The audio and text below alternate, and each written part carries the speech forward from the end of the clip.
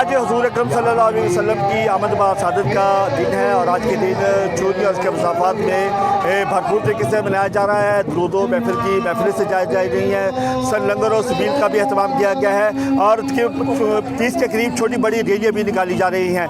जो दो मरकजी रैली है, एक हवेली काज़िया से बरामद हुई जो अपना मुकर्रर रास्ते से होती हुई हवेली काज़ी में इख्तिताम पजीर होगी और जो गल्ला मंडी से बरामद हुई वो भी शहर के मुख्तलिफ हिस्सों से होते हुई चौक खरे में जाके इख्तिताम पजीर होगी। रैली में शुरा की बहुत बड़ी तादाद मौजूद है जो हुज़ूर अकरम सल्लल्लाहु अलैहि वसल्लम की खिदमत में दरूद पेश कर रहे हैं और हदिया नात पेश कर रहे हैं। अगर बात करें सिक्योरिटी के फुल प्रूफ इंतजाम किए गए। जब अली जूस के शुरा से बात हुई तो उनका कहना है कि आज के दिन के हवाले से हमें हुज़ूर अकरम सल्लल्लाहु अलैहि वसल्लम की जो सीरत तैयबा पे अमल करना चाहिए ताकि हम अपनी ज़िंदगियों को बेहतर बनाया जाए। जी।